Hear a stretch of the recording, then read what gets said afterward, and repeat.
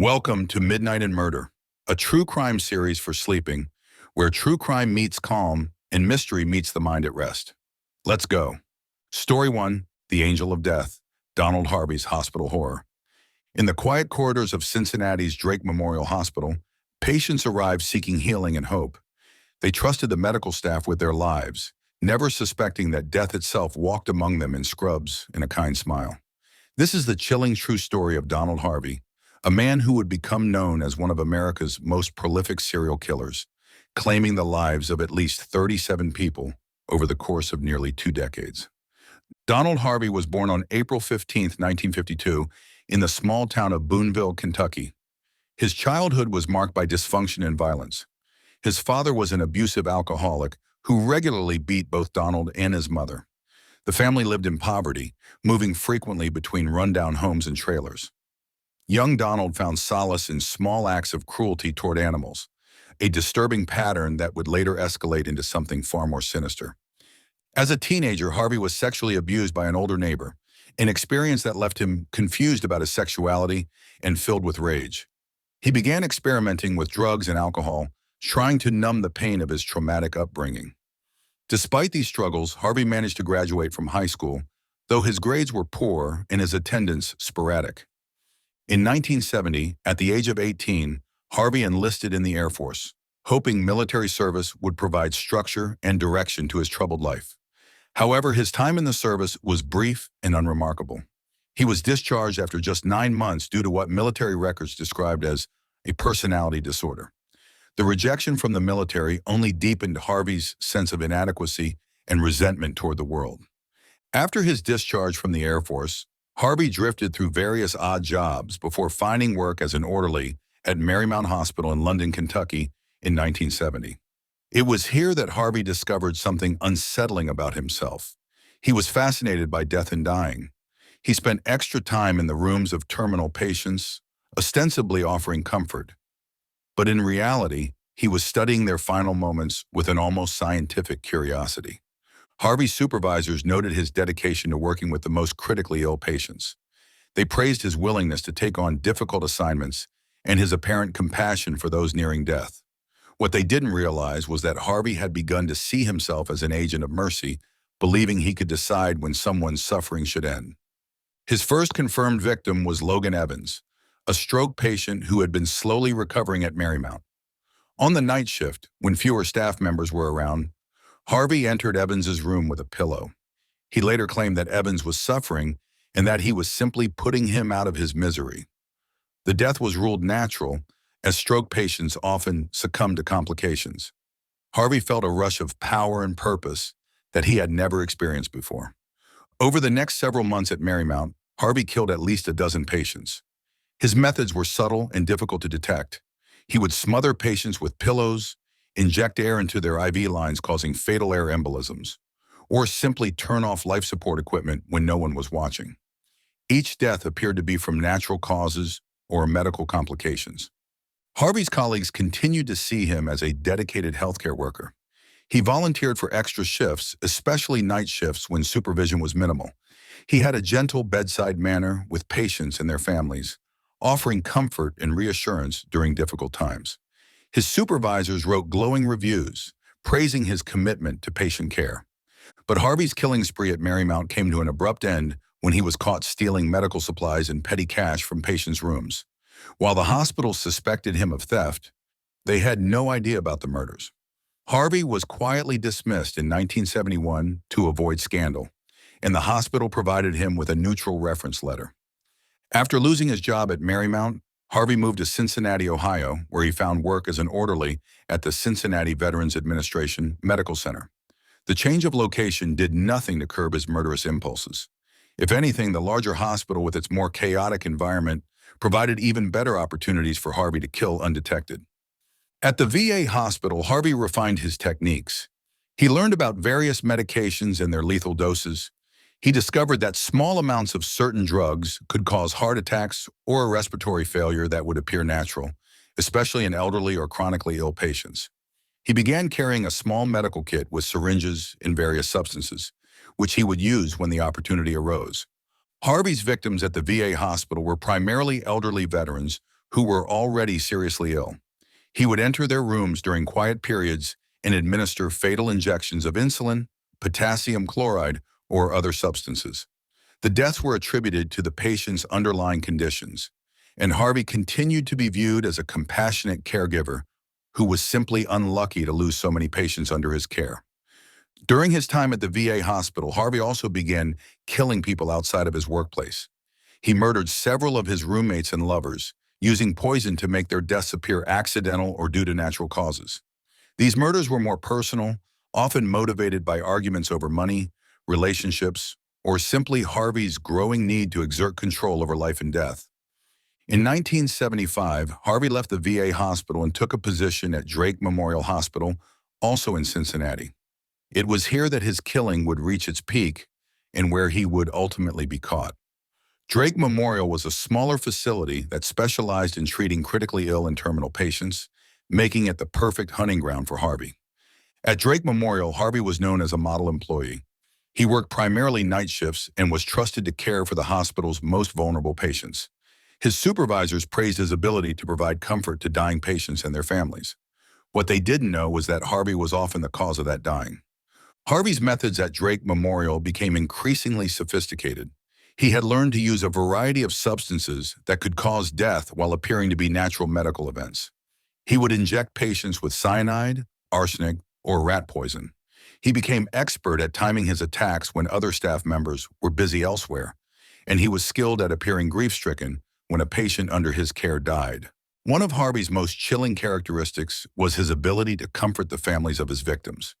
He would hold their hands, offer tissues, and speak in soothing tones about their loved one's peaceful passing. Many families wrote thank you notes to the hospital, specifically mentioning Harvey's kindness during their time of loss. These letters were kept in Harvey's personnel file as examples of his exceptional patient care. Despite his careful methods, Harvey had several close calls over the years that should have raised red flags. At one point, a nurse walked in on Harvey standing over a patient who had just died, holding a syringe. Harvey quickly explained that he had been administering pain medication, but the nurse found it odd that he was using that particular type of syringe. However, she didn't report the incident, assuming there was a reasonable explanation. Another time, a doctor noticed that Harvey seemed to be present for an unusually high number of patient deaths. When he mentioned this to a supervisor, he was told that Harvey volunteered to work with the most terminal cases, so naturally he would be present for more deaths. The explanation seemed reasonable at the time. Harvey also had a habit of predicting which patients would die soon. He would tell other staff members that a particular patient wouldn't make it through the night, or probably had only a day or two left. His colleagues were impressed by what they thought was Harvey's intuitive understanding of patient conditions. They didn't realize that Harvey was actually announcing his murder plans. Harvey's reign of terror finally began to unravel in March 1987. His victim was John Powell, a 44-year-old man who had been admitted to Drake Memorial Hospital for treatment of a minor illness. Powell was expected to recover fully and return home within a few days. However, on the night of March 31st, Powell suddenly went into cardiac arrest and died. Powell's death was particularly shocking because he had been healthy and his condition had been improving. His family was devastated and couldn't understand how someone who had been getting better could suddenly die. They demanded an autopsy, which revealed the presence of cyanide in Powell's system. The discovery of poison in a patient who had no reason to have been exposed to cyanide immediately triggered a criminal investigation. Police began interviewing hospital staff and reviewing records of recent deaths. They discovered that Harvey had been present for an unusually high number of patient deaths over the years. When they looked more closely at his work history, they found similar patterns at his previous jobs at other hospitals. Investigators also learned about Harvey's personal life and discovered that several of his roommates and lovers had died under suspicious circumstances. The deaths had been attributed to various causes: heart attacks, accidents, sudden illnesses. But the pattern was too striking to ignore. When police confronted Harvey with their evidence, he initially denied any wrongdoing. However, faced with mounting evidence and the possibility of the death penalty, Harvey eventually agreed to cooperate with authorities. In a plea bargain arrangement, he confessed to killing 37 people, though investigators suspected the actual number was much higher. Harvey's confessions were chilling in their matter-of-fact tone. He described his murders with clinical detachment, explaining his methods and motivations without showing any apparent remorse. He claimed that most of his victims were suffering and that he was performing acts of mercy. However, investigators noted that many of his victims had been recovering or had treatable conditions. Harvey explained that he had become addicted to the feeling of power that came from deciding who lived and who died. He described himself as an angel of death, believing that he had the right to end suffering when he saw fit. His confessions revealed a man who had completely lost touch with the value of human life and who saw himself as somehow above normal moral constraints. Donald Harvey was sentenced to multiple life terms in prison without the possibility of parole. He was also given several death sentences, though these were later commuted to life imprisonment as part of his plea agreement. The hospitals where he worked faced numerous wrongful death lawsuits from victims' families, and several staff members who had supervised Harvey faced disciplinary action for failing to recognize the warning signs. Harvey's case led to significant changes in hospital security and monitoring procedures. Healthcare facilities began implementing better oversight of controlled substances, more thorough background checks for employees, and improved systems for tracking unusual patterns in patient deaths. The case also highlighted the vulnerability of hospital patients and the need for better protections against healthcare workers who abuse their positions of trust. The families of Harvey's victims struggled to come to terms with the revelation that their loved ones had been murdered by someone they trusted to provide care. Many had initially found comfort in Harvey's apparent compassion during their relatives' final moments, only to learn that he had been responsible for those deaths. The betrayal was profound and lasting. Harvey himself showed little remorse for his crimes, even after his conviction. In interviews from prison, he continued to justify his actions as mercy killings, though his explanations were contradicted by evidence that many of his victims had been recovering or had good prognoses. Psychologists who evaluated him described him as a narcissistic sociopath who had developed an addiction to killing. The Donald Harvey case remains one of the most disturbing examples of healthcare serial killing in American history.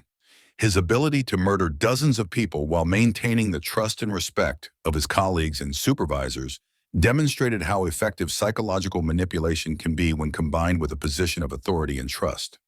Harvey's crimes also highlighted the challenges of detecting serial killers who operate in healthcare settings. Hospitals are places where death is expected, especially among elderly and seriously ill patients. This natural occurrence of death can provide perfect cover for someone intent on murder, as Harvey demonstrated throughout his long career of killing.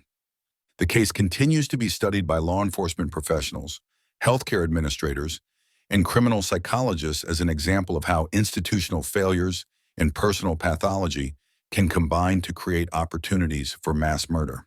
Harvey's story serves as a reminder that evil can hide behind a mask of compassion and that vigilance is always necessary to protect the most vulnerable members of society. Today, Donald Harvey remains in prison, where he will spend the rest of his natural life.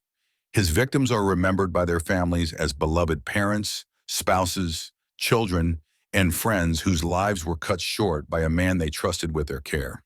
Their stories serve as a testament to the preciousness of life and the importance of holding accountable those who abuse positions of trust and authority. The Angel of Death case stands as one of the most chilling reminders that sometimes the greatest monsters are those who hide in plain sight, wearing uniforms of healing while carrying instruments of death. Story 2, The Highway Killer, Randall Woodfield's Reign of Terror. Along the scenic Interstate 5 corridor that stretches from California through Oregon and into Washington, a predator stalked his prey throughout the late 1970s and early 1980s. His hunting grounds spanned hundreds of miles of highway, connecting small towns and cities where people felt safe, where doors were often left unlocked, and where a charming stranger could easily gain trust. This is the disturbing true story of Randall Woodfield, known as the I-5 Killer, whose crimes terrorized the Pacific Northwest and left a trail of death and destruction that would forever change how people viewed safety in their communities. Randall Brent Woodfield was born on December 26, 1950, in Salem, Oregon, to what appeared to be a typical middle-class American family. His father worked as a machinist, and his mother was a homemaker who devoted herself to raising Randall and his siblings. From the outside, the Woodfield family seemed to embody the American dream of the 1950s: stable, hardworking, and respectable. Randall was a physically impressive child who grew into an even more impressive teenager. Standing 6 feet 2 inches tall, with an athletic build, blonde hair, and blue eyes, he was the kind of young man that parents pointed to as an example for their own children. He excelled in sports, particularly football and track, and his coaches praised his dedication and natural ability.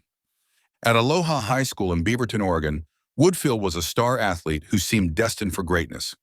He was the team's leading scorer in football and held several track records. Teachers described him as polite and well-mannered, though some noted that he could be somewhat aloof and seemed to have an inflated sense of his own importance. Despite this minor character flaw, most adults who knew him expected great things from his future. Woodfield's athletic prowess earned him a full scholarship to Portland State University, where he played football as a wide receiver. His college years seemed to follow the same successful pattern as his high school career. He was popular with his teammates, performed well academically, and maintained his reputation as a clean-cut, all-American young man. However, beneath this perfect exterior, disturbing patterns were beginning to emerge. Woodfield had developed an unhealthy obsession with pornography and began exhibiting increasingly aggressive behavior toward women. He had difficulty maintaining long-term relationships and seemed to view women more as objects for his gratification than as equals deserving of respect. During his college years, Woodfield began engaging in petty criminal behavior that would escalate over time. He started with minor thefts and burglaries, often targeting women's dormitories and apartments. Initially, he seemed more interested in stealing undergarments and personal items than valuable goods, suggesting that his motivations were more sexual than financial. Woodfield's behavior became more brazen as he grew more confident in his ability to avoid detection. He began breaking into homes and watching women while they slept or changed clothes. Several women reported feeling like they were being watched or followed, but few suspected the clean-cut college athlete who lived nearby. His first documented sexual offense occurred in 1972 when he exposed himself to a female jogger near the Portland State campus. The woman reported the incident to police, but Woodfield's reputation and clean record allowed him to avoid serious consequences. The incident was treated as a minor misdemeanor, and he received only a warning. This lenient treatment seemed to embolden Woodfield rather than deter him. Over the next few years, he was arrested several more times for similar offenses: indecent exposure, voyeurism, and attempted sexual assault. Each time, his clean-cut appearance, articulate manner, and lack of a serious criminal record helped him receive minimal punishment. Despite his legal troubles, Woodfield's athletic ability continued to open doors for him. After graduating from Portland State, he was drafted by the Green Bay Packers in 1974.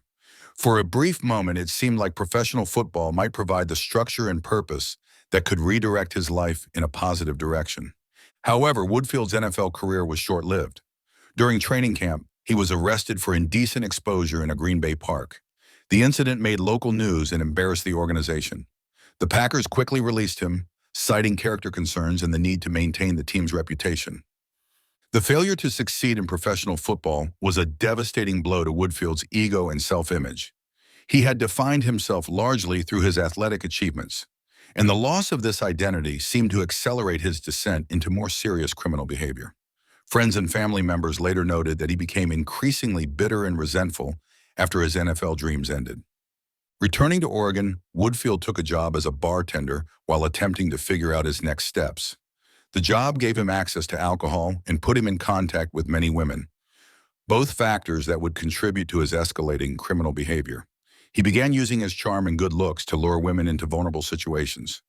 By the mid-1970s, Woodfield's crimes had escalated beyond exposure and voyeurism to sexual assault. His first confirmed rape occurred in 1975 when he attacked a young woman who was walking alone near Portland State University. The victim described her attacker as a tall, athletic man with blonde hair who spoke in a calm, almost conversational tone throughout the assault. What made Woodfield particularly dangerous was his ability to appear non-threatening. Victims often described him as polite and well-spoken, even during his attacks. He would approach women under various pretenses, asking for directions, claiming car trouble, or posing as someone in authority. His clean-cut appearance and articulate manner made people instinctively trust him. Woodfield's modus operandi began to evolve during this period. He started carrying weapons, initially just a knife, but later a gun as well. He would force his victims to remote locations where he could assault them without fear of interruption.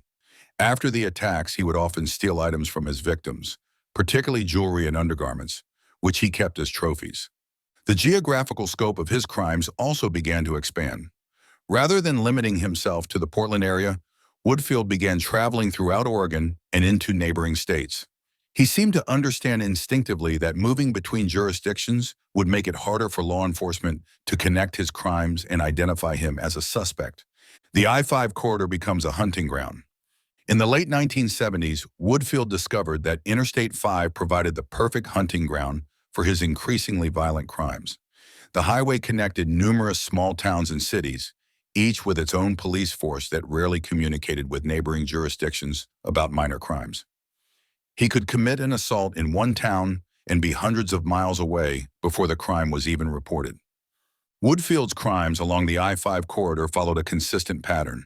He would drive to a small town, often one he had never visited before, and look for vulnerable targets, women walking alone, couples in isolated areas, or small businesses with minimal security. He would approach his victims with some sort of ruse, then force them at gunpoint to comply with his demands. His victims during this period included joggers, hitchhikers, gas station attendants, and small business owners. Woodfield seemed to take particular pleasure in targeting people who were working alone during evening or night shifts. He understood that these victims would have limited ability to call for help, and that their locations would provide him with privacy to commit his crimes. The attacks became increasingly violent over time. What had begun as sexual assaults escalated to include severe beatings and eventually murder. Woodfield seemed to derive satisfaction not just from the sexual aspect of his crimes, but from the complete control and terror he could inflict on his victims. By 1980, Woodfield had committed his first confirmed murder, though investigators believe he may have killed earlier victims whose deaths were not initially connected to his other crimes. His first known murder victim was Julie Wrights, an 18-year-old woman who worked at a Trans-America building in Salem, Oregon. Woodfield entered the building during evening hours, sexually assaulted Wrights, and then shot her to death. The murder marked a new phase in Woodfield's criminal career. Having crossed the line into homicide, he seemed to lose whatever restraints had previously limited his violence. Over the next year, he would kill at least 5 more people and assault dozens of others along the I-5 corridor. His victims included Sherry Hall and Beth Wilmot, 2 young women who were closing a restaurant in Salem when Woodfield entered and forced them into the back room at gunpoint. He sexually assaulted both women, then shot them execution style. Hull died immediately, but Wilmot survived by pretending to be dead. Her eventual testimony would prove crucial in Woodfield's capture and conviction. Another victim was Donna Eckert, a 37-year-old woman who was working alone at a fabric store in Corvallis, Oregon.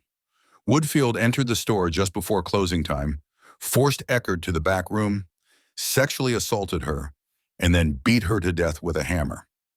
The brutality of the attack shocked even experienced homicide investigators. As the body count mounted, law enforcement agencies throughout Oregon and Washington began to recognize that they were dealing with a serial killer. The similarities between the crimes, the geographical distribution along I-5, the targeting of women working alone, the use of firearms, and the sexual nature of many attacks suggested a single perpetrator.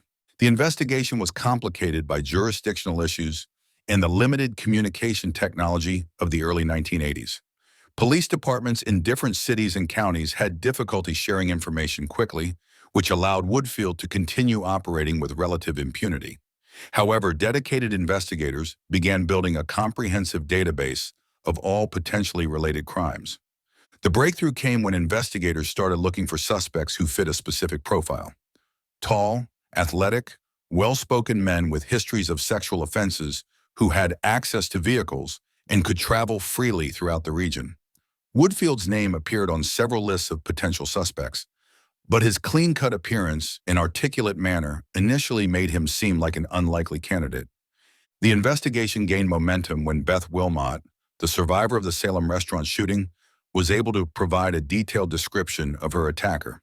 She described a tall, blond man who spoke politely even while committing horrific acts of violence. Her description matched several other survivor accounts and helped investigators narrow their focus. Detective Dave Komanek of the Marion County Sheriff's Office became obsessed with solving the I-5 killings. He spent countless hours reviewing case files, interviewing victims, and following up on leads.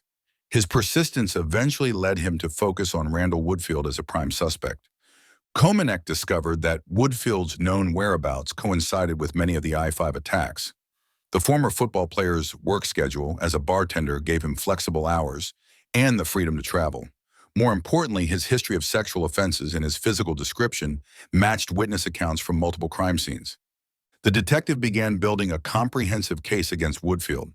He collected evidence linking the suspect to various crime scenes and worked with prosecutors to develop a strategy for arrest and prosecution. The challenge was gathering enough evidence to prove Woodfield's guilt beyond a reasonable doubt in cases where there were few witnesses and limited physical evidence. The final piece of the puzzle came when investigators were able to match Woodfield's gun to bullets recovered from several crime scenes. Ballistics evidence provided the concrete link between the suspect and the murders that prosecutors needed to move forward with charges. Randall Woodfield was arrested on February 7, 1981, at his apartment in Springfield, Oregon. The arrest came as a shock to his neighbors and coworkers, who continued to see him as a friendly, articulate former athlete. Many refused to believe that the polite young man they knew could be capable of such horrific crimes. During questioning, Woodfield maintained his innocence and presented himself as a victim of mistaken identity. He claimed that his resemblance to the actual perpetrator had led to his wrongful accusation. His calm demeanor and reasonable explanations initially impressed some investigators, demonstrating the same charm that had helped him evade detection for so long. However, as evidence mounted against him, Woodfield's facade began to crack. Investigators found trophies from his victims in his apartment, including jewelry and personal items that had been taken during the attacks. The physical evidence, combined with eyewitness testimony and ballistics evidence, built an overwhelming case against him. Woodfield's trial began in June 1981 and attracted significant media attention throughout the Pacific Northwest. The prosecution presented a methodical case that connected him to multiple murders and assaults along the I-5 corridor. Beth Wilmot's testimony was particularly powerful, as she was able to identify Woodfield as her attacker and describe the events of that night in vivid detail. On July 18, 1981, Randall Woodfield was convicted of murder and sentenced to life in prison plus 90 years. The jury deliberated for only a few hours before reaching their verdict, indicating the strength of the evidence against him. Judge John Beatty commented that Woodfield represented a continuing danger to society and that the lengthy sentence was necessary to ensure public safety. While Woodfield was only convicted in connection with a few specific crimes, investigators believe he was responsible for at least 18 murders and more than 60 sexual assaults throughout his criminal career. The true scope of his crimes may never be fully known, as many cases from the late 1970s and early 1980s remain unsolved. The I-5 killer case had a profound impact on law enforcement practices in the Pacific Northwest. Police departments began developing better systems for sharing information about crimes that crossed jurisdictional boundaries. The case also highlighted the need for more sophisticated investigative techniques and better coordination between agencies. For the families of Woodfield's victims, the conviction brought some measure of closure, but the pain of their losses remained. Many struggled to understand how someone who appeared so normal and trustworthy could commit such heinous acts. The case shattered assumptions about personal safety and the ability to judge character based on appearances. Since his conviction, Woodfield has been incarcerated at the Oregon State Penitentiary, where he will remain for the rest of his natural life. Prison officials describe him as a model inmate who causes no disciplinary problems and keeps to himself. He has reportedly shown no remorse for his crimes and continues to maintain his innocence despite the overwhelming evidence against him. Woodfield has given few interviews over the years, and those he has granted reveal little insight into his motivations or psychological state. He presents himself as an educated, articulate man who has been wrongly convicted and continues to hope for eventual vindication. Mental health professionals who have evaluated him describe him as a narcissistic sociopath with no capacity for genuine empathy. The former athlete spends his time in prison reading, exercising, and working in the prison library. He has reportedly maintained his physical fitness despite his advancing age and the limitations of prison life. Guards note that he still carries himself with the confidence and bearing of the successful athlete he once was. The Randall Woodfield case became a landmark in the study of serial killers and their methods. Criminologists and psychologists have used his case to better understand how seemingly normal individuals can commit horrific acts of violence. His ability to maintain a facade of normalcy while engaging in escalating criminal behavior has been studied extensively. The case also contributed to changes in how law enforcement agencies investigate serial crimes. The difficulties encountered in tracking Woodfield across multiple jurisdictions led to the development of better communication systems and investigative databases. These improvements have helped solve numerous cases in the decades since Woodfield's conviction. For the communities along the I-5 corridor, the case served as a wake-up call about personal safety and the need for vigilance. Many small businesses changed their security procedures, and individuals became more cautious about interacting with strangers. The sense of safety and trust that had characterized many small Pacific Northwest communities was forever altered. The story of Randall Woodfield serves as a chilling reminder that evil can hide behind the most appealing facades. His clean-cut appearance, athletic achievements, and articulate manner allowed him to operate for years without serious suspicion. The case demonstrates the importance of looking beyond surface appearances when evaluating potential threats. Woodfield's crimes also highlight the vulnerability of people who work alone, particularly during evening and night hours. His targeting of isolated victims in small communities showed how predators can exploit situations where help is not readily available. The case led to improved safety protocols in many businesses and increased awareness of personal security measures. The investigation itself revealed both the challenges and the importance of interagency cooperation in solving complex crimes. The initial difficulties in connecting crimes across different jurisdictions nearly allowed Woodfield to continue his reign of terror indefinitely. Only through persistent detective work and improved communication were investigators able to identify and apprehend him. Despite his conviction and lengthy incarceration, many questions about Randall Woodfield remain unanswered. The full extent of his crimes may never be known, as investigators continue to review unsolved cases from the late 1970s and early 1980s for possible connections to the I-5 killer. Some estimates suggest that he may have been responsible for more than 100 attacks over his criminal career. The psychological factors that drove Woodfield to commit such horrific acts remain largely unexplored. His refusal to cooperate with mental health professionals and his continued denials of guilt have prevented researchers from gaining deeper insights into his motivations and thought processes. This lack of understanding makes it difficult to identify and prevent similar cases in the future. Perhaps most disturbing is the realization that Woodfield's crimes might have continued indefinitely if not for the dedicated work of a few persistent investigators. His ability to evade detection for so long, despite committing crimes across a wide geographical area, demonstrates how challenging it can be to identify and apprehend serial offenders. Today, more than 4 decades after his arrest, Randall Woodfield remains one of the most notorious criminals in Pacific Northwest history. His case continues to be studied by law enforcement professionals, criminologists, and true crime enthusiasts who seek to understand how an apparently normal individual can commit such extraordinary acts of evil. The families of his victims continue to live with the impact of his crimes, and the communities he terrorized still bear the scars of his actions. The I-5 corridor, once seen as a scenic route connecting vibrant communities, will forever be associated with his reign of terror. Woodfield's story serves as a powerful reminder that the capacity for evil exists in the most unexpected places, and that vigilance, investigation, and justice remain essential tools in protecting society from those who would prey upon the innocent. The highway killer's legacy is one of tragedy and loss, but also of the determination of law enforcement and the resilience of communities in the face of unimaginable horror. Story 3.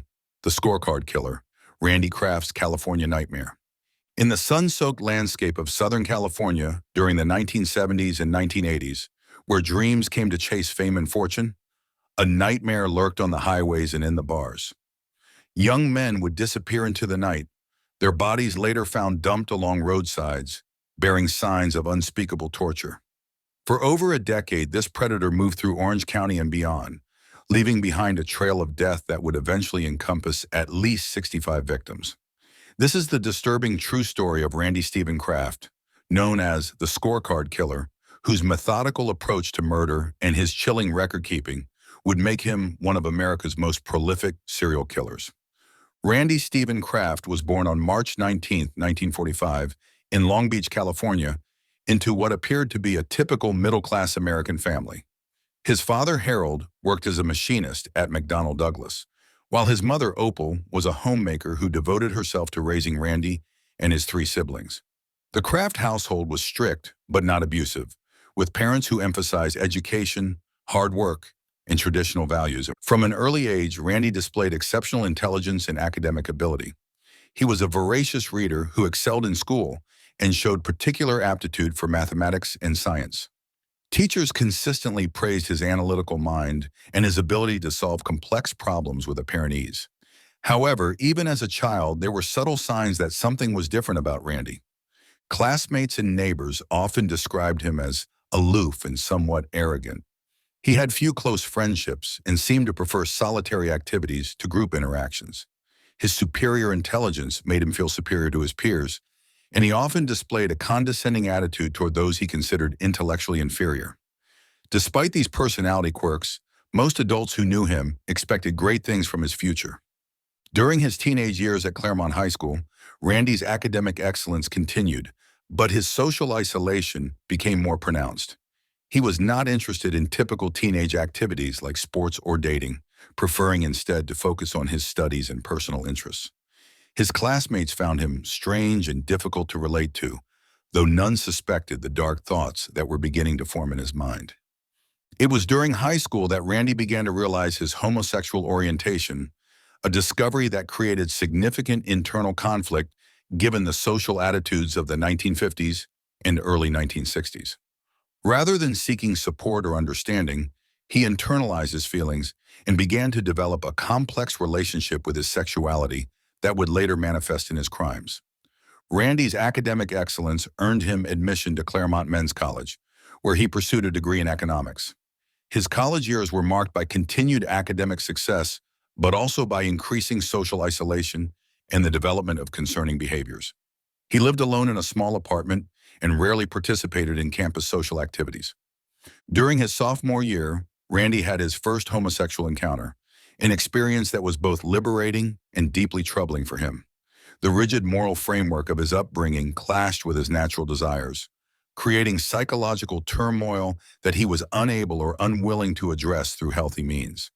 Instead of seeking counseling or support, he began to develop unhealthy fantasies that combined sex with violence and control. Randy's college friends, what few he had, noticed that he had an unusual interest in true crime stories and news accounts of murders. He would read these stories with intense concentration and often make analytical comments about the perpetrator's methods and the police investigations. At the time, his friends attributed this interest to his analytical nature, not realizing it might indicate something more sinister. After graduating with honors in 1967, Randy was drafted into the Army during the height of the Vietnam War. However, his military service was brief and unremarkable. He was discharged after basic training due to what military records described as unsuitability for military service, though the specific reasons were never made public. The rejection from the military was another blow to Randy's ego and sense of self-worth. Following his discharge from the Army, Randy found work as a computer programmer, a field that was just beginning to emerge as a significant career path. His analytical mind and attention to detail made him exceptionally well-suited for the work, and he quickly established himself as a skilled and reliable programmer at various aerospace companies in Southern California. The computer programming field in the late 1960s and early 1970s was dominated by men and offered Randy both financial stability and intellectual satisfaction. He was well paid and respected by his colleagues, who appreciated his technical skills and his ability to solve complex programming challenges. However, his personal life remained largely empty and unfulfilling. Randy began frequenting gay bars in Los Angeles and Orange County, where he developed a reputation as someone who was intelligent and well-dressed, but also somewhat cold and calculating. He was not particularly popular in the gay community, as many found him arrogant and manipulative. However, he was successful at picking up young men, particularly those who were new to the area or struggling with their own identity issues. It was during this period that Randy began to develop the methods and approaches that would later characterize his crimes. He learned how to identify vulnerable targets, how to gain their trust, and how to isolate them from potential help. His analytical mind approached these social interactions like programming problems to be solved through careful planning and execution. Randy's first confirmed murder occurred in 1971, though investigators believe he may have killed earlier victims whose deaths were not initially connected to his later crimes. His first known victim was Edward Daniel Moore, a 20-year-old Marine who was found dead along a highway in Orange County. Moore had been drugged, sexually assaulted, and strangled. The murder of Moore established the pattern that Randy would follow for more than a decade. He would approach young men in bars or other social settings, often offering them rides or inviting them to parties. Once he had them isolated, usually in his car, he would drug them with a combination of alcohol and prescription medications that would render them helpless. Randy's crimes were characterized by their methodical nature and his apparent need to maintain control throughout the process. He would torture his victims both physically and psychologically, often keeping them alive for hours while he inflicted various forms of abuse. The sexual aspect of the crime seemed secondary to his need to dominate and terrorize his victims. What made Randy particularly dangerous was his ability to appear completely normal in social situations. His colleagues at work had no idea about his secret life, and he was able to maintain professional relationships and even some friendships while committing horrific murders on a regular basis. His intelligence allowed him to learn from each crime and refine his methods to avoid detection. One of the most chilling aspects of Randy Kraft's crimes was his meticulous record-keeping. Investigators eventually discovered that he maintained a coded list of his victims, written in a cryptic shorthand that only he understood. This list, which became known as the scorecard, contained 61 entries that corresponded to different murders and assaults. The scorecard entries were written in a combination of abbreviations, location references, and personal details that served as Randy's private record of his crimes. For example, one entry read Marine Carson, which investigators determined referred to a Marine who was killed near Carson, California.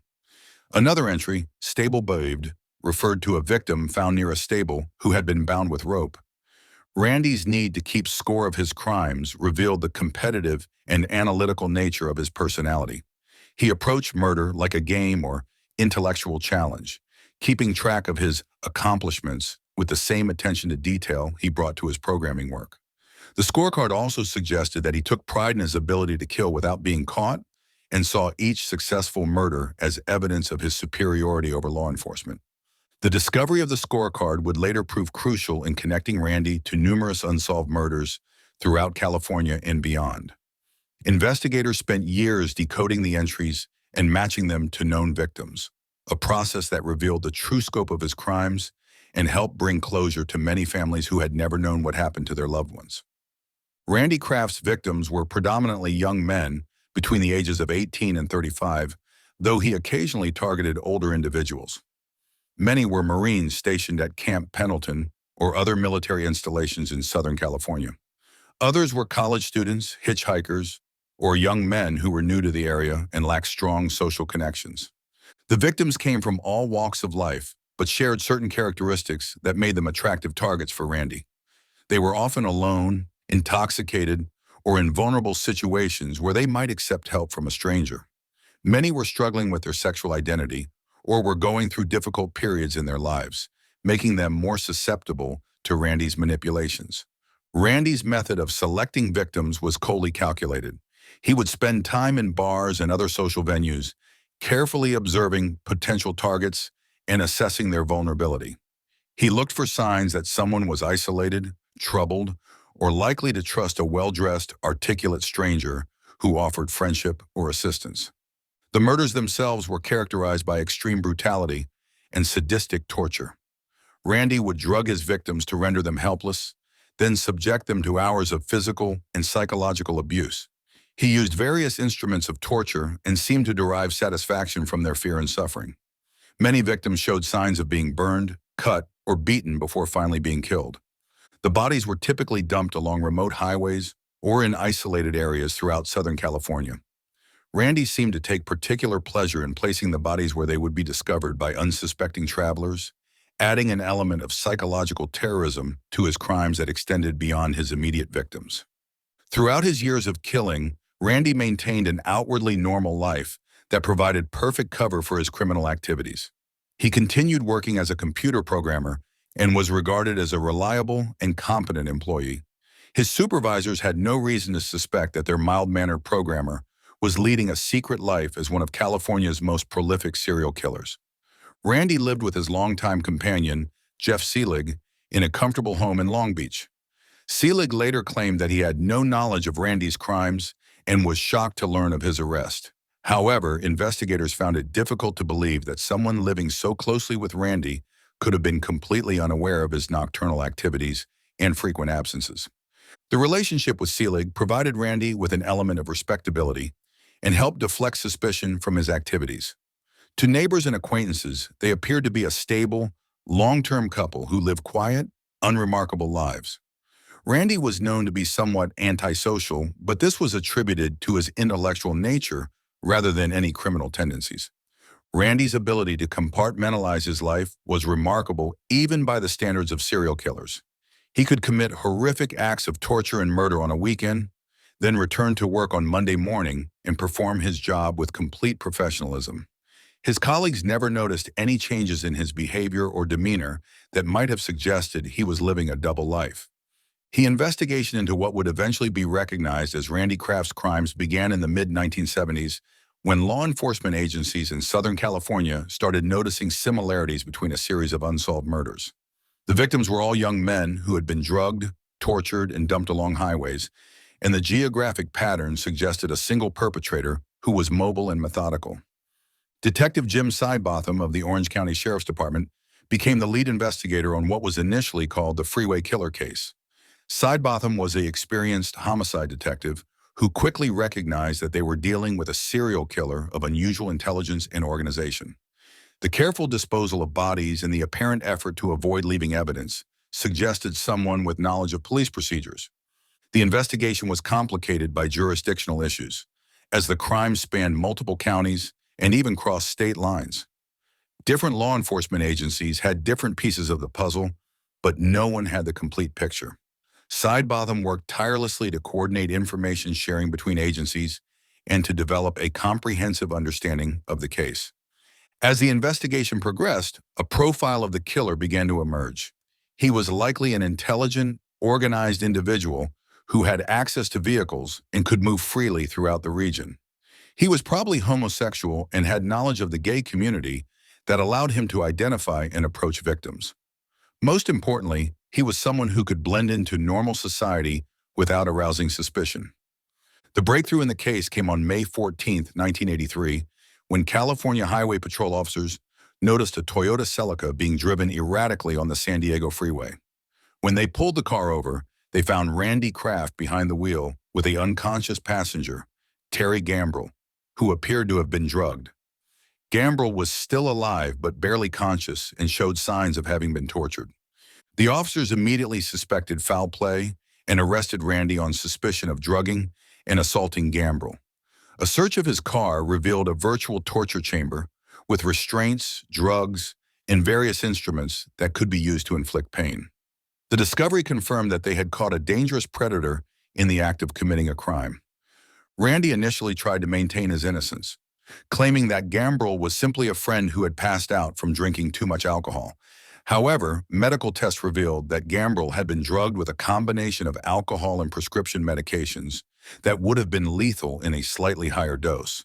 The evidence clearly indicated attempted murder. As investigators searched Randy's home and car more thoroughly, they discovered the coded scorecard that would eventually link him to dozens of unsolved murders. They also found photographs, personal items taken from victims, and detailed maps marking the locations where bodies had been dumped. The evidence painted a picture of a methodical killer who had been operating for more than a decade. Randy Kraft's trial began in 1988 and lasted for over a year, making it one of the longest criminal trials in California history at that time. The prosecution presented evidence linking him to 16 murders, though investigators believed he was responsible for many more. The trial was complicated by the massive amount of evidence and the need to decode Randy's cryptic scorecard entries. The prosecution's case was built on a combination of physical evidence, witness testimony, and the detailed records that Randy had kept of his crimes. The scorecard was particularly damning, as investigators were able to match many of its entries to specific victims and crime scenes. The methodical nature of Randy's record-keeping provided a roadmap to his criminal career. Randy's defense team argued that the evidence was circumstantial and that the scorecard could have innocent explanations.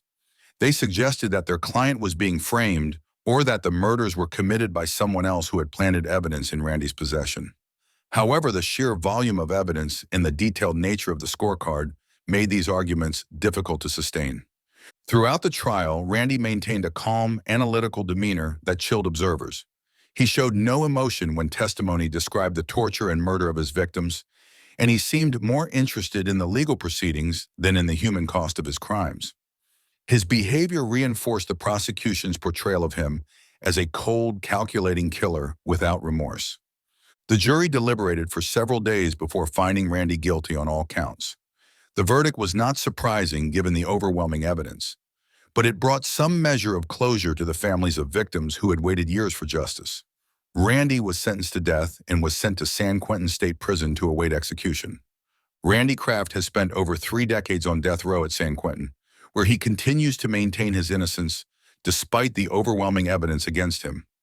Prison officials describe him as a model inmate who causes no disciplinary problems and spends his time reading, writing letters, and working on his appeals. Randy has given few interviews over the years, and those he has granted reveal little insight into his motivations or psychological state. He continues to present himself as an intelligent, articulate man who has been wrongly convicted of crimes he did not commit. Mental health professionals who have evaluated him describe him as a narcissistic sociopath who lacks any capacity for genuine remorse. The former computer programmer has used his analytical skills to work on his own legal appeals, filing numerous motions and challenges to his conviction. However, his appeals have been consistently rejected by higher courts, and his execution date has been repeatedly postponed due to California's moratorium on capital punishment. Randy's case has become a subject of study for criminologists and psychologists interested in understanding the psychology of serial killers. His intelligence, organizational skills, and ability to maintain a normal facade while committing horrific crimes make him a particularly interesting case study in the psychology of evil. Even after Randy's conviction, investigators continued to work on linking him to additional unsolved murders. The scorecard contains 61 entries, but Randy was only convicted in connection with 16 specific cases. Detectives believe that many of the remaining entries on the scorecard correspond to murders that have never been solved or bodies that have never been found. The investigation has been complicated by the passage of time and the cryptic nature of Randy's record-keeping system. Some entries on the scorecard remain completely mysterious, referring to victims or locations that investigators have been unable to identify. Other entries have been tentatively linked to specific cases, but without sufficient evidence to support additional prosecutions. In recent years, advances in DNA technology have allowed investigators to re-examine evidence from some of the unsolved cases potentially linked to Randy. While these efforts have provided additional confirmation of his guilt in some instances, they have not resulted in new charges or convictions. The true scope of Randy Kraft's crimes may never be fully known. Investigators estimate that he may have killed as many as 65 people over his criminal career, making him one of the most prolific serial killers in American history. The fact that he operated for more than a decade without being caught demonstrates the challenges law enforcement faces when dealing with intelligent, organized killers. The Randy Kraft case had a significant impact on law enforcement practices in California and throughout the United States. The investigation highlighted the importance of interagency cooperation and information sharing in solving serial crimes. The initial difficulties in connecting murders across different jurisdictions led to the development of better communication systems and investigative databases. The case also demonstrated the value of maintaining detailed case files and preserving evidence even in seemingly hopeless investigations. Many of the murders eventually linked to Randy had been classified as cold cases, But the preservation of evidence allowed investigators to make connections years later when new information became available. Randy's methodical approach to killing and his detailed record-keeping provided investigators with unique insights into the mind of a serial killer. His scorecard became a valuable tool for understanding how organized killers operate and plan their crimes. The case contributed to the development of better profiling techniques and investigative strategies. The impact of Randy Kraft's crimes extended far beyond his immediate victims to include their families, friends, and the broader communities where the murders occurred. Many families spent years not knowing what had happened to their loved ones, living with uncertainty and false hope that their sons or brothers might still be alive somewhere. The revelation that their family members had been victims of a serial killer brought a mixture of closure and renewed grief. While families finally had answers about what had happened, they also had to confront the horrific reality of how their loved ones had died. Many struggled with feelings of anger, helplessness, and a desire for revenge against Randy. The communities where Randy operated also felt the impact of his crimes. The knowledge that a predator had been stalking young men in their area created fear and suspicion that lingered long after his arrest. Parents became more protective of their children, and young men became more cautious about their social activities and interactions with strangers. The Randy Kraft case serves as a chilling reminder of how evil can hide behind a facade of normalcy and respectability. His ability to maintain a successful career and stable relationship while committing horrific murders demonstrates the challenge of identifying dangerous individuals who are skilled at deception and manipulation. Randy's crimes also highlight the vulnerability of young people who are isolated, struggling with identity issues, or new to an area. His targeting of Marines and college students showed how predators can exploit the natural trust and openness of young people who are away from home and seeking connection with others. The case underscores the importance of thorough police investigations and the value of never giving up on seemingly unsolvable cases. The patient work of Detective Sidebotham and other investigators eventually brought Randy to justice and provided answers to families who had waited years for closure. Perhaps most importantly, the case demonstrates the resilience of communities and families in the face of unimaginable horror. Despite the trauma and loss caused by Randy's crimes, the affected communities eventually healed and moved forward, while the families of victims found ways to honor their loved ones' memories and advocate for justice. Today, more than 4 decades after his first known murder, Randy Kraft remains on death row at San Quentin, his execution indefinitely postponed. He continues to maintain his innocence and work on his appeals, though legal experts believe his chances of overturning his conviction are virtually non-existent. The scorecard that became Randy's calling card continues to fascinate and disturb investigators and true crime enthusiasts. While many of its entries have been decoded and linked to specific victims, others remain mysterious, representing lost lives and unsolved cases that may never be fully understood. Randy's story serves as a powerful reminder that the capacity for evil exists in the most unexpected places, and that vigilance and justice remain essential tools in protecting society from those who would prey upon the innocent. The scorecard killer's legacy is one of tragedy and loss, but also of the determination of law enforcement and the resilience of communities in confronting and overcoming evil. The highways of Southern California no longer echo with the terror that Randy Kraft once brought to them, but his crimes remain a dark chapter in the region's history and a sobering reminder of the monsters that can hide in plain sight among us. Story 4. The Survivalist Killer, a true crime story.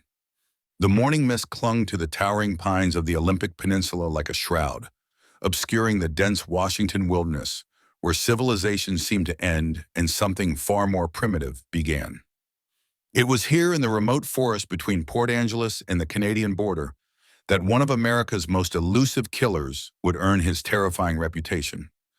The year was 1978, and hikers were beginning to disappear. At first, the vanishings seemed like tragic accidents. The Olympic wilderness was unforgiving. Sudden weather changes, treacherous terrain, and wild animals claimed lives regularly. When 23-year-old geology student Marcus Chen failed to return from a solo backpacking trip in August, park rangers assumed he'd fallen victim to the mountain's many dangers. His abandoned campsite told a story they'd seen before. Scattered gear, a cold fire pit, and no trace of the camper. But Marcus Chen was just the beginning. 3 weeks later, Sarah Hoffman, an experienced outdoor guide from Seattle, vanished while leading a small group through the backcountry. Unlike Chen, her disappearance was witnessed. Her clients later told investigators that Sarah had stepped away from their evening campfire to investigate what she called unnatural sounds in the forest. She never returned. When search parties found her campsite the next morning, they discovered something that chilled them to the bone. Her backpack had been methodically emptied, its contents sorted with military precision. Food, first aid supplies, and survival gear were gone. Personal items lay scattered in the dirt. The pattern was beginning to emerge, though investigators didn't recognize it yet. Someone or something was hunting in these woods with the patience and skill of an apex predator. Detective Ray Morrison had seen his share of wilderness disappearances during his 15 years with the Clallam County Sheriff's Department, but the case files accumulating on his desk told a story unlike any other. By the winter of 1978, 7 people had vanished without a trace in a 50-square-mile area of the Olympic Peninsula. The victims seemed random: young and old, experienced outdoors people and weekend warriors, solo travelers and groups. The only constants were the remote locations and the methodical way their campsites had been stripped of supplies. Morrison began to suspect they were dealing with something unprecedented, a killer who had quite literally gone to ground, living wild in the forest while stalking human prey. The breakthrough came in March 1979, when a group of cross-country skiers discovered what appeared to be a primitive shelter hidden deep in an old-growth cedar grove. Constructed with the skill of a survivalist, the camp was nearly invisible from more than 10 feet away. Branches had been woven together to form walls, the roof camouflaged with moss and ferns.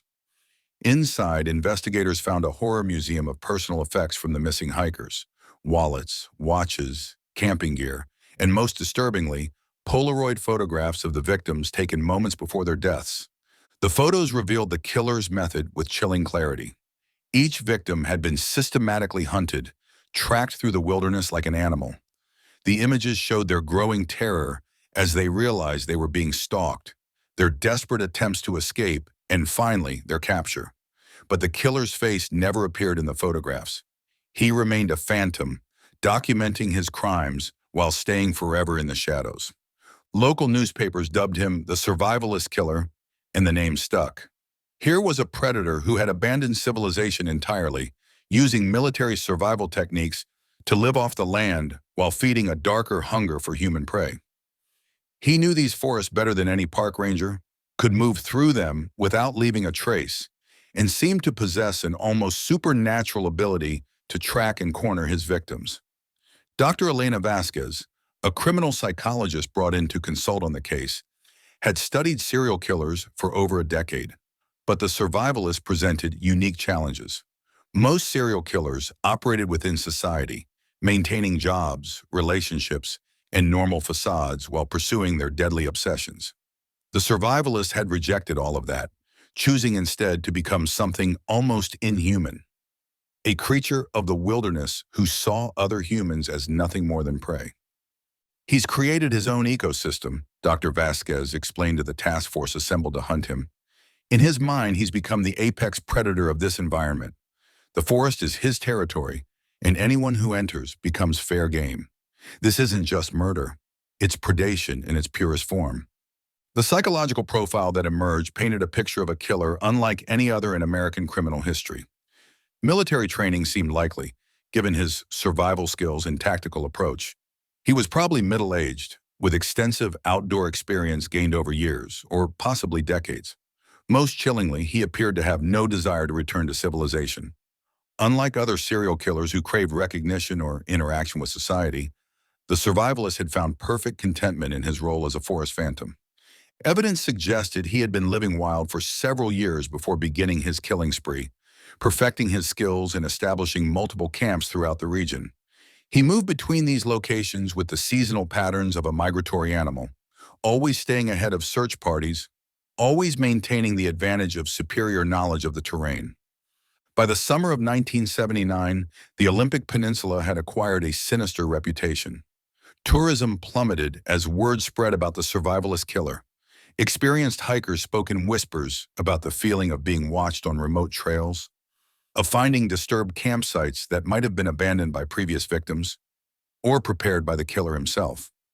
The task force expanded to include FBI behavioral analysts, military tracking experts, and Native American guides who knew the old forest paths better than anyone.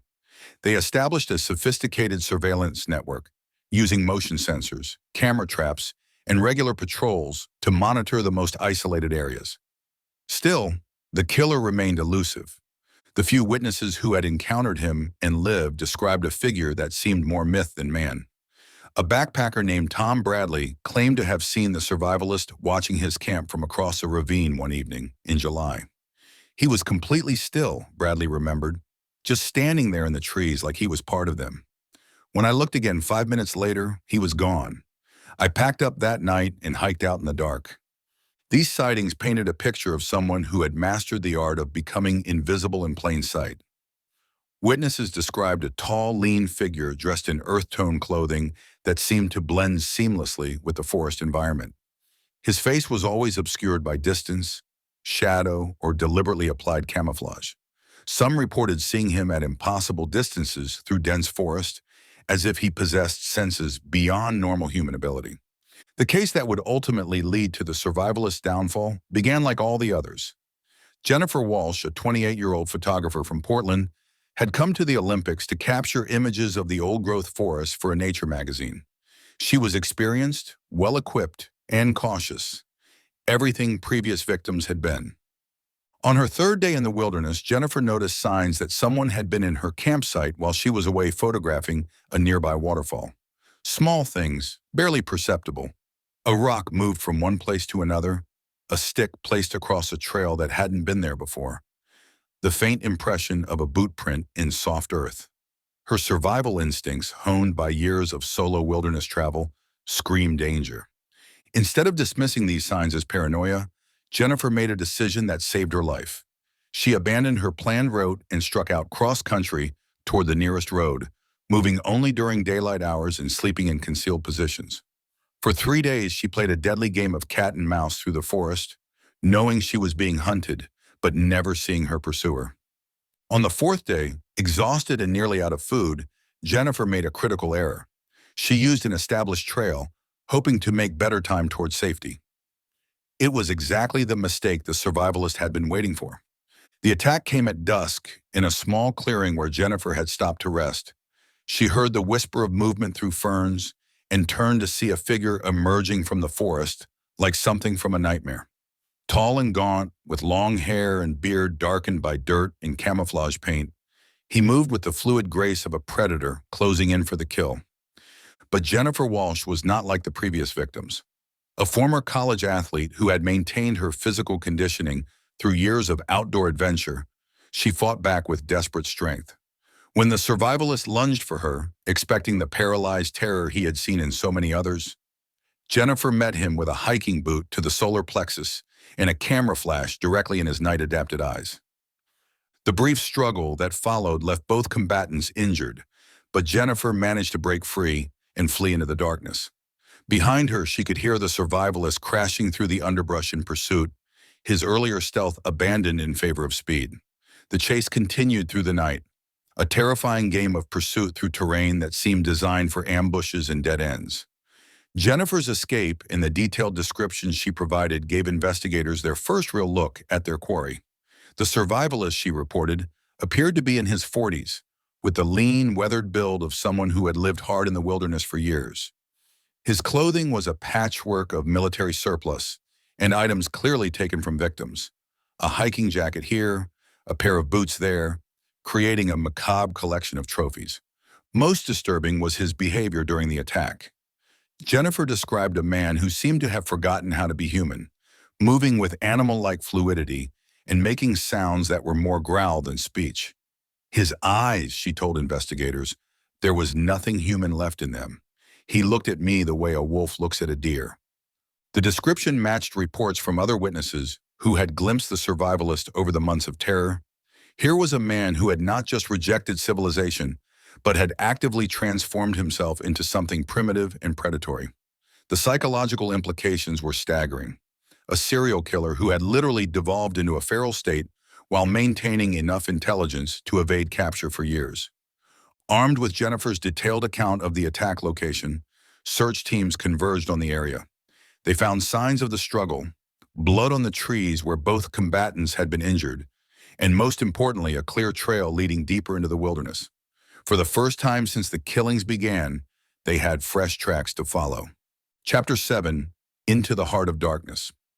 The pursuit that followed Jennifer's escape would become one of the most intensive manhunts in Pacific Northwest history. Military tracking specialists using skills honed in Vietnam and other conflict zones joined forces with local law enforcement and FBI agents in a coordinated effort to corner their elusive prey. The trail led deep into the most remote sections of the Olympic wilderness, areas where few humans had ever set foot. The survivalist was heading for his ultimate sanctuary, a place he had prepared for exactly this scenario. As the search teams followed his trail, they began to discover the full extent of his forest domain. Hidden camps appeared at regular intervals, each one a masterpiece of camouflage and survival engineering. Some were simple overnight shelters, barely visible unless you knew exactly where to look. Others were elaborate installations that must have taken months to construct, complete with food storage, weapons caches, and gruesome collections of victim belongings. The searchers began to realize they were not just tracking a serial killer, they were mapping the territory of a human predator who had created an entire ecosystem around death. Each camp revealed new horrors, journals filled with observations about victim behavior and hunting techniques, crude maps marking the locations of attacks, and most chilling of all, detailed plans for expanding his hunting grounds to other wilderness areas across the region. Dr. Vasquez, studying the evidence as it emerged from the forest, updated her psychological profile. "He's not just living in the wilderness," she explained to the media. "He's become something that belongs there, a creature perfectly adapted to killing in this environment. We're not dealing with a man who has lost his mind. We're dealing with someone who has found a new kind of sanity in the forest, one that has no place for human empathy or moral constraints." The end came in October 1979, in a box canyon deep in the Olympic Mountains where the survivalist had established his primary base of operations.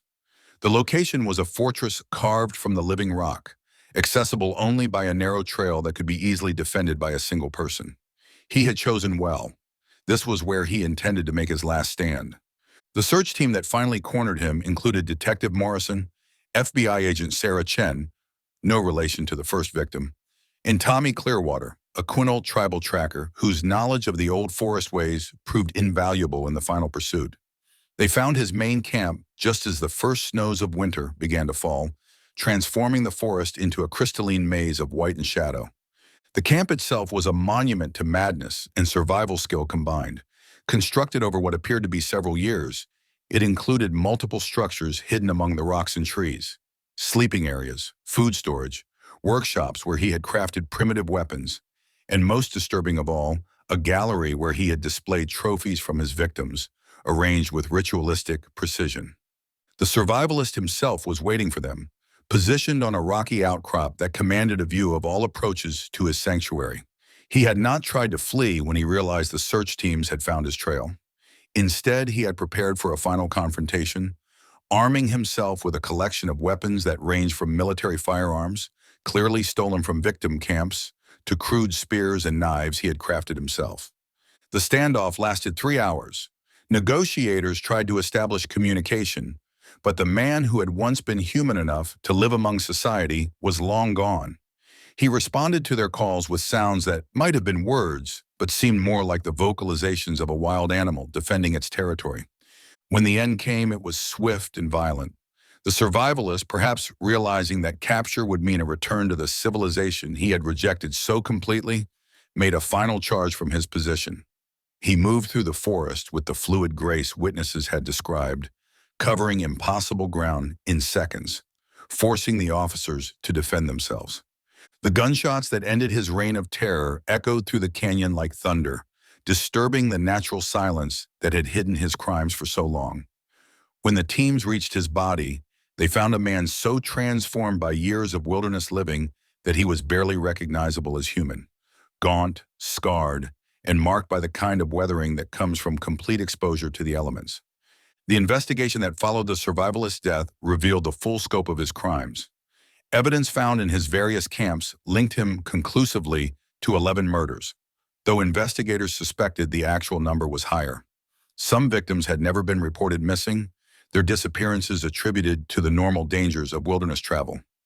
Among his possessions, searchers found journals that provided a chilling window into the mind of a killer who had completely severed his connection to humanity. Written in a mixture of English and what appeared to be a private code he had developed, the entries chronicled his transformation from troubled individual to forest predator. Early entries, dating back nearly 5 years before the first confirmed murder, described a man fleeing some unnamed trauma or conflict, seeking refuge in the wilderness. Gradually, the tone changed as he adapted to forest life, becoming proud of his survival skills and increasingly contemptuous of the soft people who visited his domain as tourists and hikers. The entries that described his first kill were particularly disturbing, showing a man who had convinced himself that murder was simply another aspect of natural selection. He wrote about his victims as if they were game animals, describing their behaviors, weaknesses, and the satisfaction he derived from successfully hunting the ultimate prey. Dr. Vasquez's final analysis of the case would influence the study of serial killers for decades to come. The survivalist represents a unique category of predator, she wrote in her official report. Unlike other serial killers who maintain some connection to society, he had completely rejected human civilization and created his own moral framework based on the law of the wilderness. In his mind, he wasn't committing murder. He was simply occupying his natural position as an apex predator. The case of the survivalist killer left lasting scars on the Pacific Northwest wilderness community. Even today, more than 4 decades later, hikers in remote areas report feelings of unease that seem to go beyond normal wilderness caution. The knowledge that a human predator once stalked these forests has become part of their dark folklore. Several copycat incidents occurred in the years following the survivalist's death, as troubled individuals attempted to recreate his forest lifestyle. Most were quickly apprehended, lacking the survival skills and psychological commitment necessary to survive long-term in the wilderness. None approached the level of organization and predatory success achieved by the original. The case also led to significant changes in wilderness safety protocols. Park services began requiring detailed itineraries from backcountry travelers, established more frequent patrol schedules in remote areas, and developed new communication systems to help isolated hikers summon help when needed. Detective Morrison, who had pursued the case from its beginning, retired shortly after the survivalist's death. In his final interview with the media, he reflected on the unique nature of the crimes. We've all heard about serial killers who hide in plain sight, who maintain normal lives while committing horrible crimes. This was the opposite, a killer who hid in absolute isolation, who became something inhuman in order to perfect his predatory skills. In some ways, that's even more terrifying. The Olympic Peninsula wilderness, where the survivalist once hunted, has returned to its natural state of peaceful beauty. The hidden camps have been dismantled, the evidence collected, and the forest has reclaimed the spaces where human evil once flourished. But those who study the case, and those who remember the months of terror when hiking alone meant risking everything, know that the survivalist killer represents something unique in American criminal history. A predator who found perfect harmony between his murderous impulses in the ancient, amoral laws of the wilderness. His story serves as a chilling reminder that sometimes the most dangerous predators are not the ones who walk among us in civilized society, but those who reject that society entirely and create their own savage kingdoms in the spaces between civilization and wild nature. In the end, the survivalist killer was not just a man who committed murder in the wilderness. He was a man who became the wilderness, transforming himself into something that belonged more to the realm of nature's cruelest aspects than to the world of human morality and law. The forest remained beautiful and inviting, drawing thousands of visitors each year to experience their natural wonders. But somewhere in the back of every wilderness traveler's mind, the story of the survivalist lingers. A reminder that in the deepest, most remote places of our world, the line between civilization and savagery is thinner than we like to believe, and crossing it might be easier than we ever imagine. Story 5. The Methodical Monster, Israel Keys. The following story contains mature themes and is intended for adult audiences. In the annals of American serial killers, certain names evoke immediate recognition: Bundy, Dahmer, Gacy.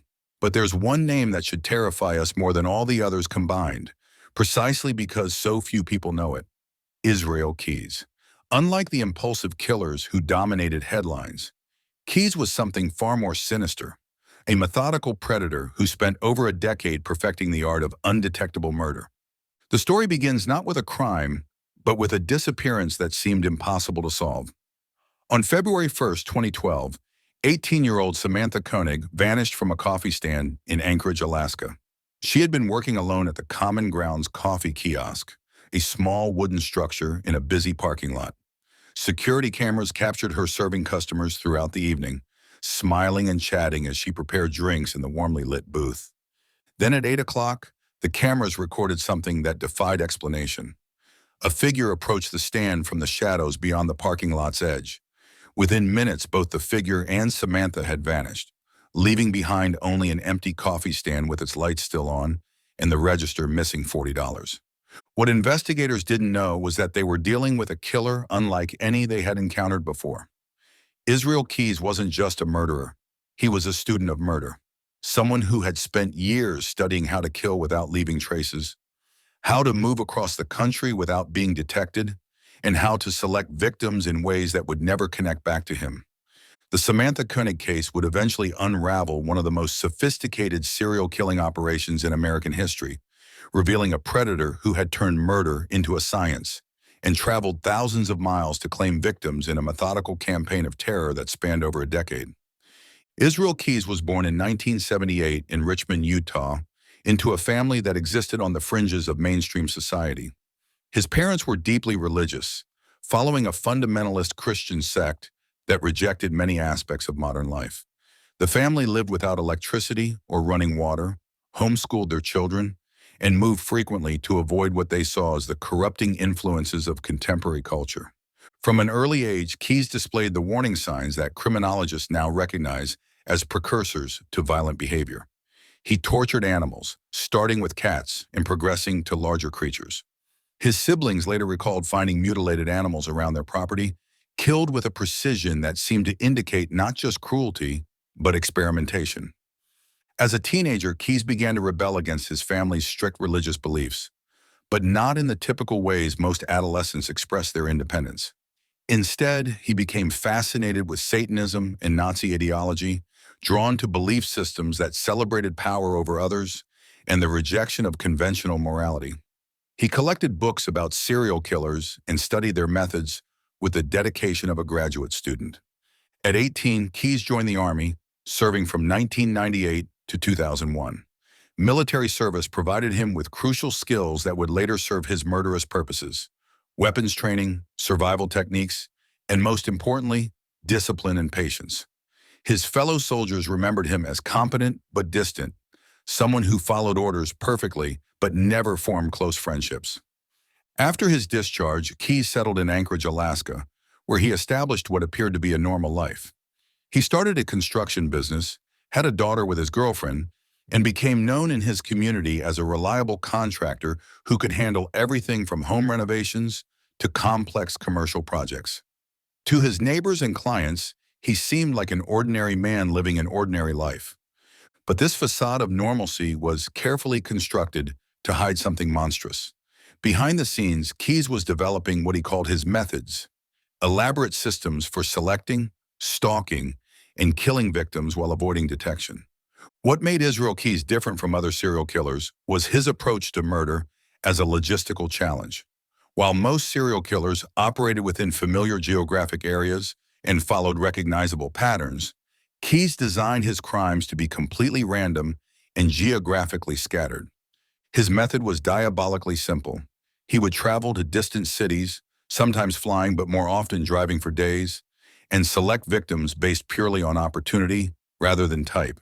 He had no preferred victim profile: young or old, male or female, any race or background.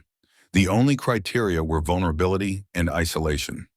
Even more sophisticated was his preparation system.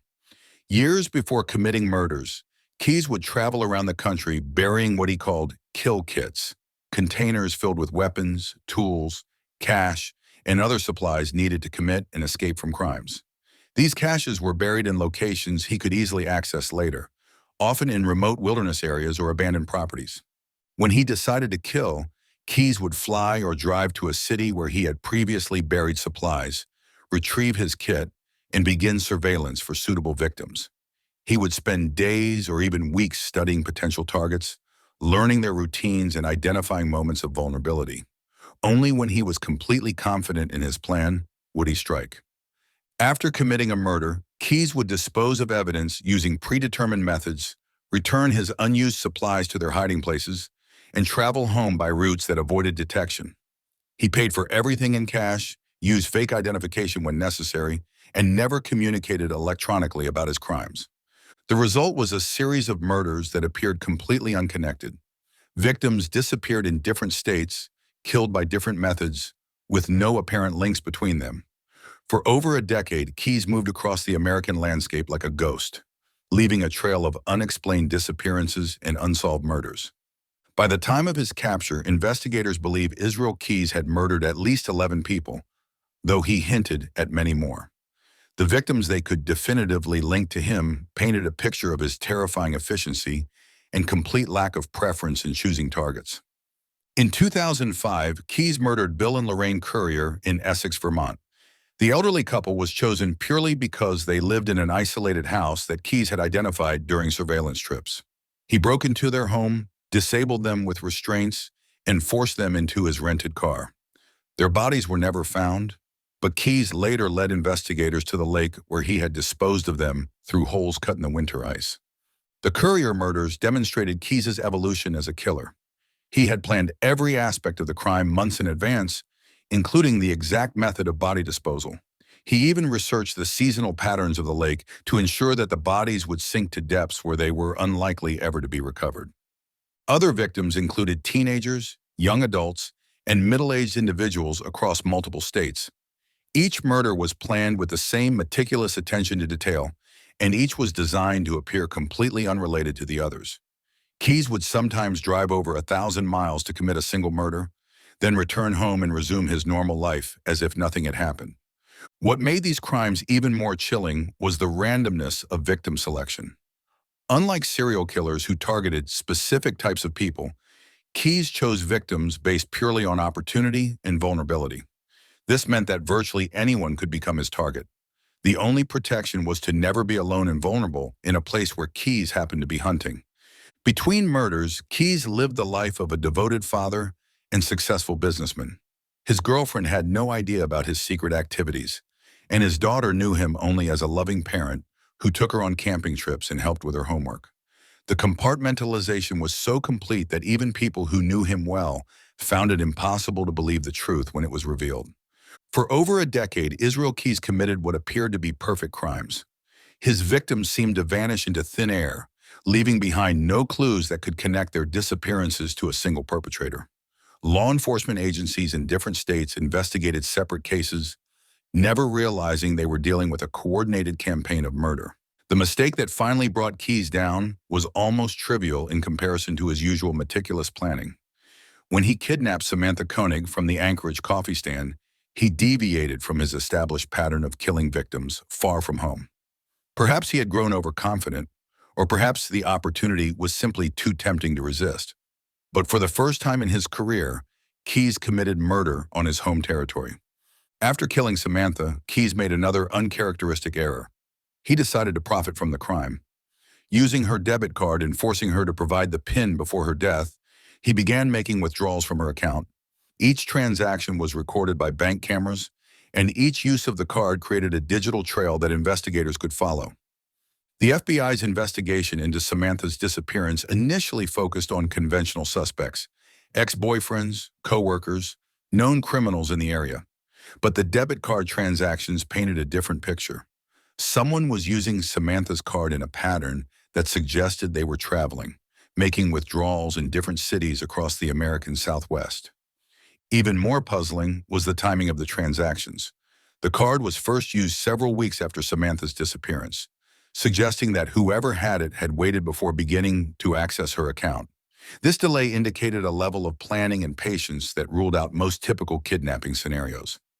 As FBI agents traced the card usage, they began to realize they were following someone who understood surveillance techniques and was actively trying to avoid detection. The withdrawals were made at ATMs in locations that would be difficult to track, and the person using the card was careful to avoid clear camera angles. The breakthrough in the Samantha Koenig case came when investigators noticed that the debit card transactions formed a rough travel pattern heading toward Texas. Working with local law enforcement agencies, they established surveillance at ATMs along the projected route, hoping to catch the card user in the act. On March 13, 2012, more than a month after Samantha's disappearance, Israel Keys made his final mistake. Stopping at an ATM in Lufkin, Texas, he positioned himself directly in front of a security camera while making a withdrawal from Samantha's account. The image was clear enough to provide investigators with their first solid lead, a face to match to the mysterious card user. Running the image through facial recognition databases, FBI agents quickly identified Israel Keys. His military record, Alaska driver's license, and business registration provided them with a comprehensive picture of a man who seemed completely unconnected to Samantha Koenig or any obvious motive for harming her. The investigation took an ominous turn when agents began examining Keys' background more closely. His frequent travel, cash-based lifestyle, and lack of strong social connections outside his immediate family began to raise red flags. Most concerning was the discovery that he had been in several cities at times that coincided with unsolved disappearances and murders. When FBI agents arrested Keys at his home in Anchorage on March 13, 2012, they expected to charge him with kidnapping and possibly murder in the Samantha Koenig case. What they discovered instead was something far more disturbing: evidence of a serial killing operation that spanned over a decade in multiple states.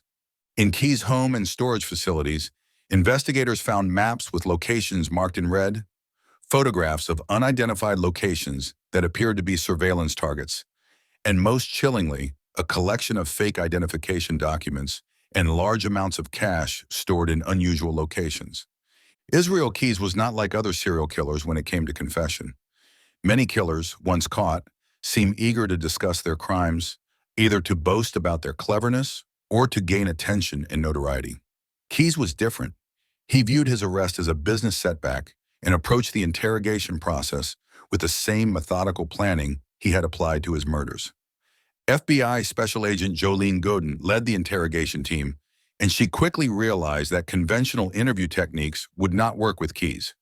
He was intelligent, well-informed about police procedures, and completely lacking in the emotional responses that usually allow investigators to build rapport with suspects.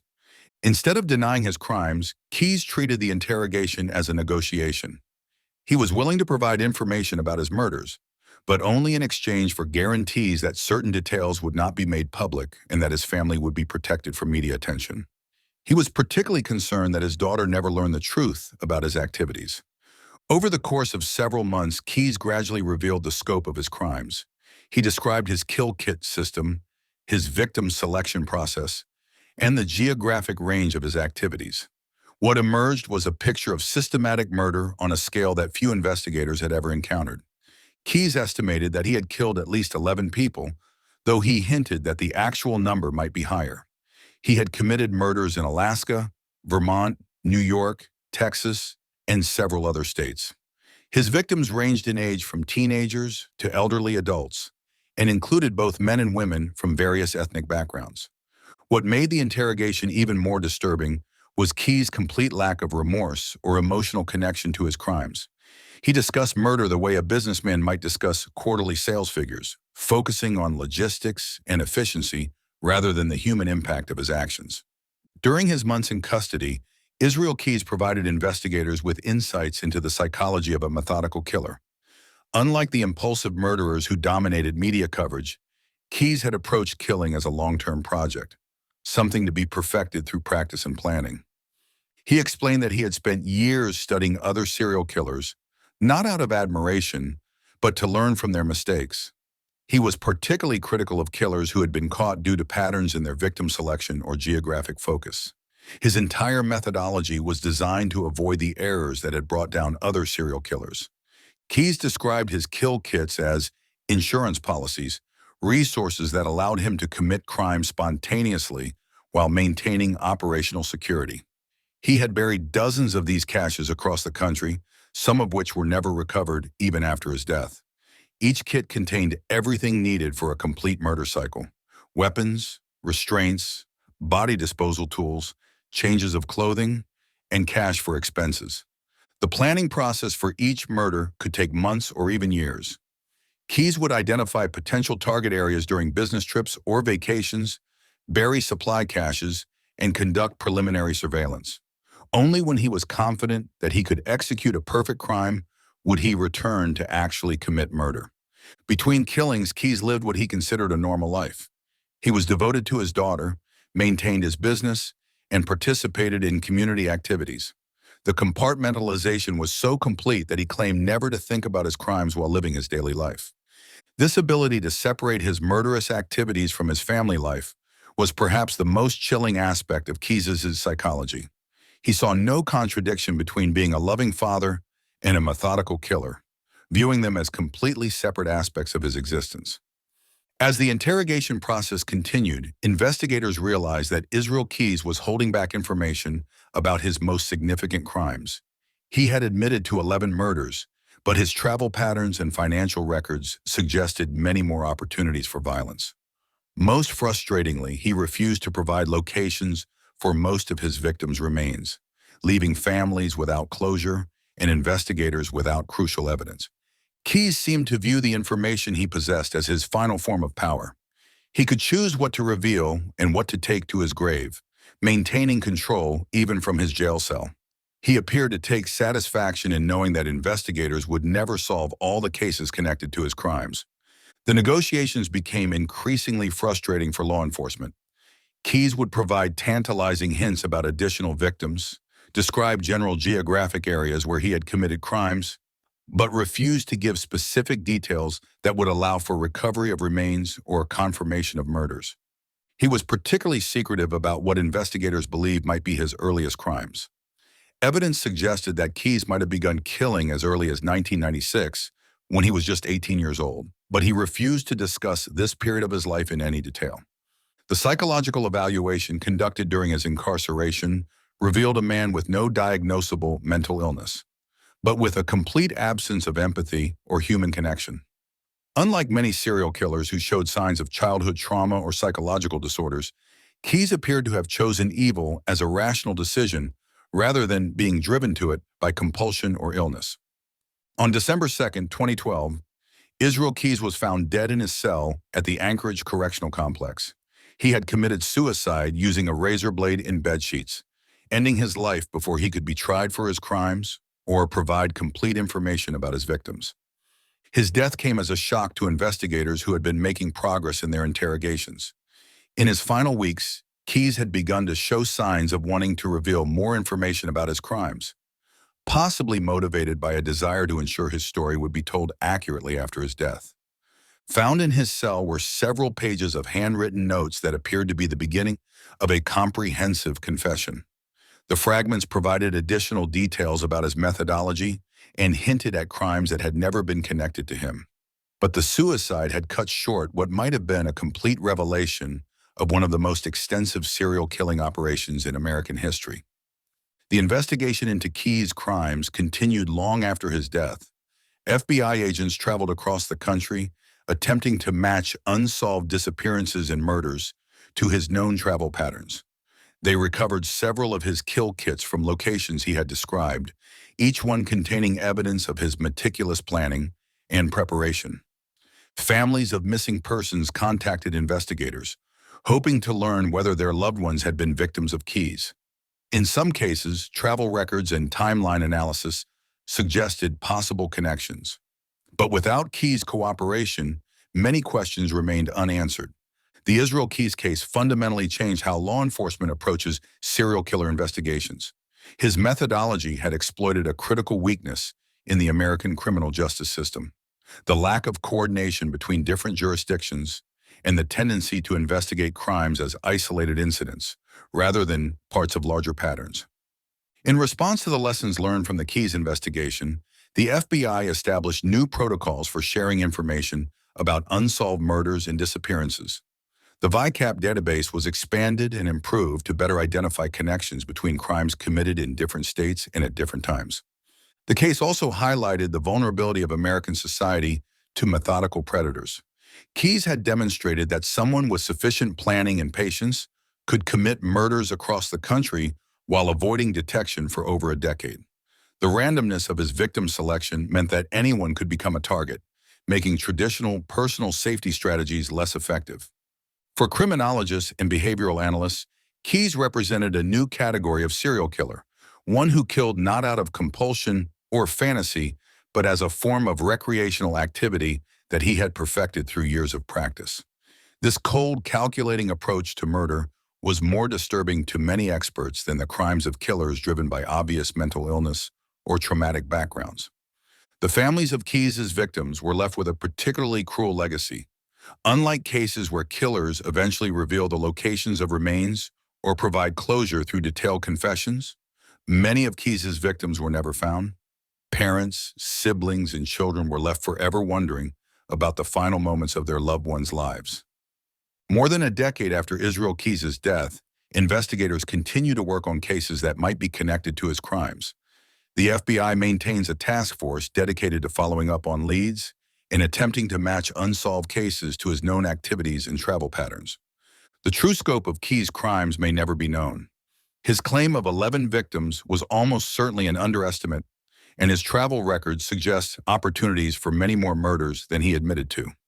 Some experts believe he might have been responsible for dozens of disappearances and deaths across multiple decades. Perhaps most disturbing is the possibility that Keyes was not unique.